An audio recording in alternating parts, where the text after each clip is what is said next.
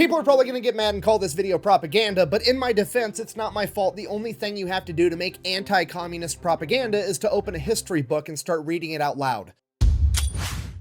Today we're talking about the Berlin Wall. It is one of the greatest examples of capitalism versus communism, East versus West, hungry versus fed that the world has ever seen. But first, a word from our sponsor. This video is brought to you by Operation Good Boy. It's a monthly subscription box. It's got all kinds of good...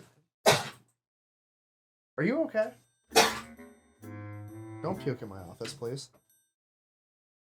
Yeah, you're gonna get a treat in a second if you don't puke. Okay, hang on, 1 second. You've ruined my intro. Anyways, it comes with all kinds of cool stuff for your dog. We've got dog poop picker-upper bags. We've got a little doggy first aid kit. We've got daily multivitamins for him. And then we've got Mushu's favorite, the TRE, the treats ready to eat. These are made right here in America. And Mushu is a big fan, right? Give me a shake. Good, you didn't puke. Wonderful work. Go ahead.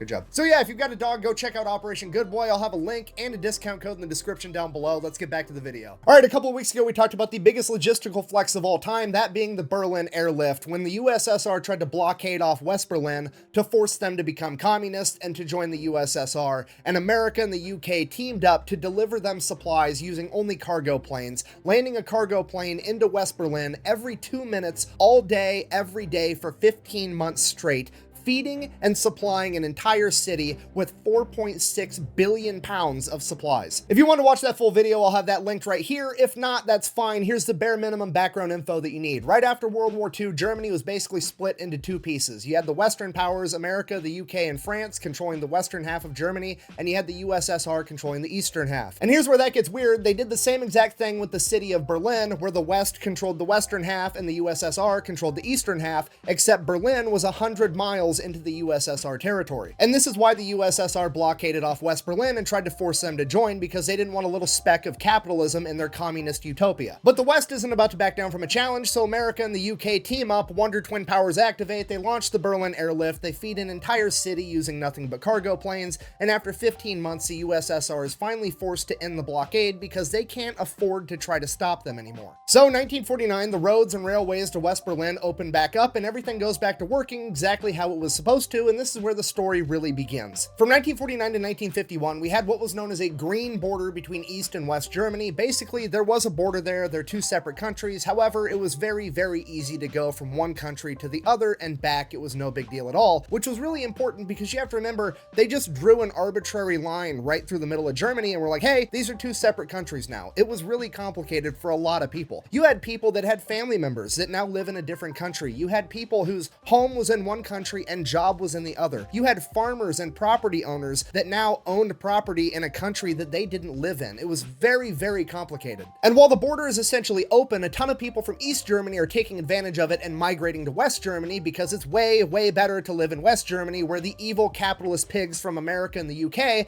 have been funneling in billions of dollars worth of food, money, and resources, helping to build West Germany back up as a country, as opposed to the USSR over in East Germany, who has done the exact opposite because they said, hey, we want our war reparations and we want them right now. The USSR takes over $10 billion worth of hard assets and natural resources out of the East German economy and ships it back home. That is a third of the working capital of the entire country. Quite literally just took a third of their economy and got rid of it. And if that wasn't bad enough, they also liquidated almost every factory in East Germany. They took all of the machinery, all the parts, all the material that they had and shipped it back home to the USSR. Not only have they stripped East Germany of all of their product, they've stripped them of their ability to produce. They can't even work themselves out of this difficult situation. Because of this, understandably so, people start leaving East Germany in droves. Now, by 1952, the USSR identifies this problem, understanding, oh shit, obviously our policies aren't very popular. We should probably do something about that. The only question is,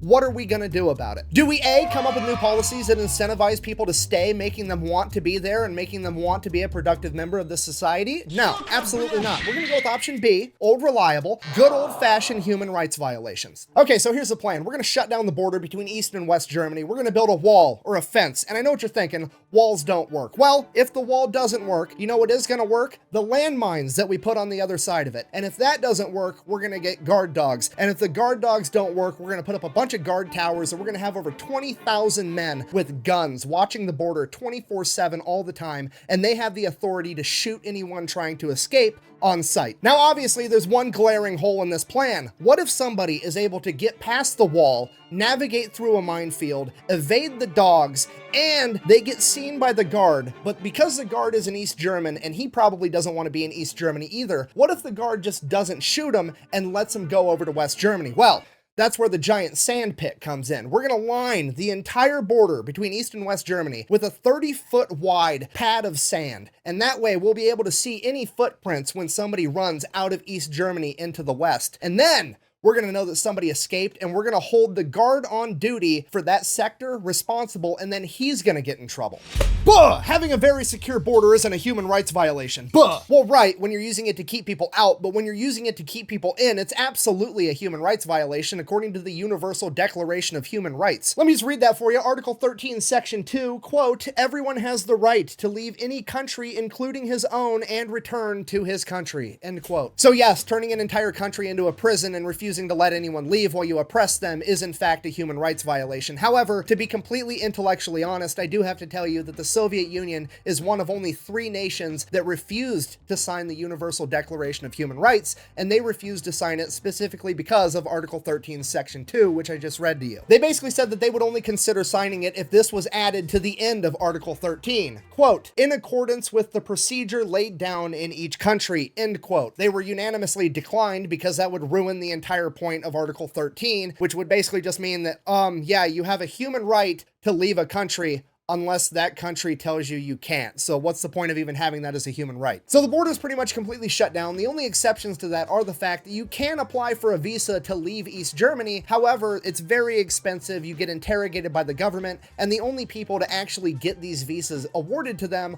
are people that are working on behalf of the Communist Party or somebody that is obscenely rich and is for sure coming back anyways, which seems like a weird hypocritical policy for a communist regime whose ultimate goal is to have a moneyless, classless society where everybody is treated equally to have, but whatever. And then of course they have to allow travel from West Germany into West Berlin, and to do that there's very, very strict routes anybody traveling from West Germany to West Berlin has to take, and they have to go straight from one straight to the other, and they hit multiple checkpoints along the way. And this is extremely important because it opens up the Berlin loophole, because Berlin, the city that's 100 miles into communist territory, has that little speck of capitalism in it, and there's no border between West Berlin and East Berlin. So you can literally just walk from East Berlin right into West Berlin, and it's not an issue at all. So that becomes the only way to escape East Germany. People travel to East Berlin and then simply walk into West Berlin, and then they catch a car or a train or a bus from West Berlin to West Germany, and then they never go back. And between 1952 and 1961, somewhere between 2 and 4 million people do this. Bear in mind, East Germany only has a population of 17 million. That's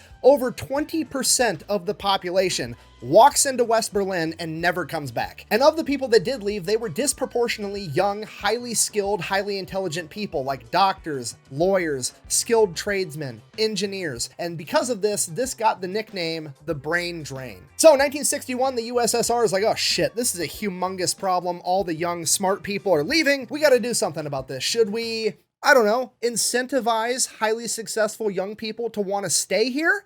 Nah. Break out old reliable, more human rights violations for everybody. So August 13th, 1961, in the middle of the night, a bunch of East German construction workers and cops show up with guns, and they put a fence all the way around West Berlin. Not to keep the West Berliners in, but to keep the East Berliners out. And East and West Berlin at this point in time were still very much intertwined. There were people that lived in the East and worked in the West and vice versa, and there were people that had family members on one side or the other side, and there were people that owned businesses and property. There were people that were seeing relatives and got separated from their families, and they weren't allowed to get back on the other side of the wall. There were literally thousands of people in Berlin that woke up one day and it was just like, congratulations, you just lost your job, you just lost your property, you lost your business, you're now separated from your family. Because of this, people started trying to break into West Berlin, or they were breaking out into East Berlin to get people and bring them back into West Berlin. At first it was easy because it was just a fence and you could cut your way through through it or you could scale it, but that fence rapidly turned into a 12-foot high concrete wall. And then when people started bringing ladders to scale over the top of it, they added a gigantic round metal top to it so there was nothing to grip and pull yourself over. And then they added barbed wire and guard towers and guards that were allowed to shoot you on sight and turned it into a full-on demarcation line around West Berlin. And that is when the escape attempts got incredibly creative. One of the more popular ones at the very beginning was that somebody from West Berlin would remove the gas tank from their car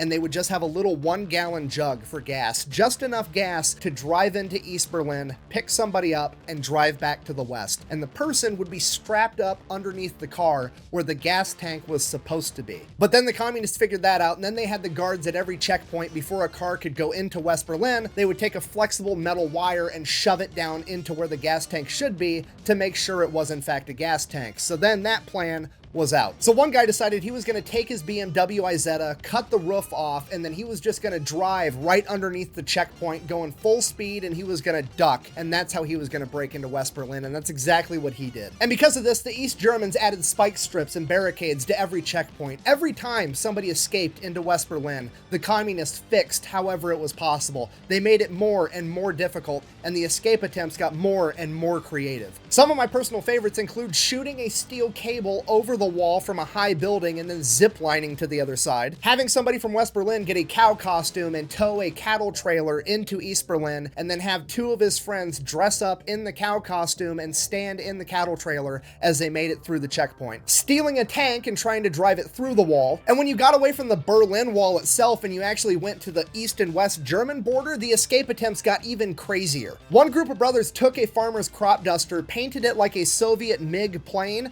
flew it from West Germany into East Germany, picked up their other brother, and flew him back. And my absolute personal favorite escape from communism was when 2 fathers got together and for a year and a half gathered fabric and propane and supplies so that they could build a fucking hot air balloon to escape to West Germany. Okay, I'm gonna say that again, but a little bit slower. 8 people, 2 families, 2 fathers, 2 mothers, and 4 children escaped communism using a hot air balloon. Do you understand the gravity of what I've just told you? Because as a husband and a dad, it speaks volumes to me that 2 men in my situation got together, looked around, and said these living conditions are so horrific that the best bet for me and you and our wives and our kids is to secretly gather up a bunch of cotton fabric, aka flammable shit, sew it into a balloon, attach it to a wicker basket, more flammable shit, and then propel it with a fucking flamethrower as we try to get away as fast as the wind will take us while the guards are shooting at us. Okay, look, all I'm saying is I've never seen anybody that determined to escape capitalism. That's all I'm saying. Buh! But that's not real communism. Buh! Of course it's not, because it's never real communism whenever something goes bad. But whenever something goes bad under capitalism, it's 100% capitalism's fault, and we should get rid of it and do communism instead. Granted, communism every other time we've tried it's ended in genocide and murder and human rights violations, but hey, I'm feeling it this time, guys. We're this close to just 1, maybe 2 more genocides, and we're gonna have that communist utopia. We should keep trying. I can't. I need a beer. Jesus. Sorry, I got carried away. I apologize. Anyways, the wall around Berlin gets more and more impenetrable, and eventually the only way to actually escape into West Berlin is to dig a tunnel and crawl your way out, which a ton of people did. Now, obviously, this is a PR nightmare. The communists have to explain to everybody why on earth they blocked off West Berlin and they're not letting anybody through. And because of that, they decide to give the Berlin Wall their name, the Anti-Fascist Rampart. Fascism, obviously referring to Nazis, which makes this, I believe, one of the first historical appearances of the unfortunately still prevalent line of thinking that anybody that disagrees with me or how I live my life or my politics must be a Nazi. Yeah, that was the official stance of the Soviet Union, basically accusing every Western power of being a fascist regime and saying they built the wall to, quote, protect against fascist elements conspiring to prevent the will of the people, despite the fact that the apparent will of the people was to leave their communist regime, but whatever. Just excuse me one more time. I'm so sorry. I just have to Google something real quick. How to recognize a cult. Absolute authoritarianism without accountability. Check. Zero tolerance for criticism or questions, like getting arrested for political jokes, so I'm gonna go with check. Lack of meaningful financial disclosure regarding the budget. Check. Unreasonable fears about the outside world that often involve evil conspiracies and persecutions. Check. Okay, sorry. Anyways, back to the video. Despite all the propaganda saying the Western world was literally just a bunch of Nazis, most people in East Germany didn't buy it, and a ton of them still tried to escape to the West. Over the duration of the Berlin Wall, over 100,000 people would be captured and imprisoned for either telling political jokes, criticizing the government, or attempting to escape. In just a couple years, by 1964, these political prisoners were starting to stack up really quickly, and the USSR had to do something about it because it was costing them money and the prisons were full and they had to get rid of all these people. So I mean, what's a communist regime to do? Well, that's easy. We've got all these prisoners that we don't want. They don't want to be here. Let's ransom them over to the West. And that's exactly what they do. They ransomed 33,000 political prisoners to the West, and the West paid on average 4,000 Deutschmarks per person. I say on average because it wasn't a static price. The USSR put different values on different people based on their skills and job set. For example, a general laborer might only bring 1,800 Deutschmarks, whereas a doctor could bring 15,000. Now, granted, I'm probably reading way too far into this, but I do find it a tiny bit hypocritical that the communist government, the same government that supposedly is striving to create a moneyless, classless society where everybody is equal, is also taking political prisoners, assigning different values on their life based on their ability to produce an economic output, almost like they're putting them into separate classes, implying that some people are worth more than others, and then they're turning around and trying to sell them to another government for money, which is allegedly something else they don't want, which is, you know, weird. It's almost like it's all a bunch of talking points and bullshit so they can have a bunch of control. I can do this all day. How long? What is it going to take to convince you that communism is bullshit? Tell me. I'll do it.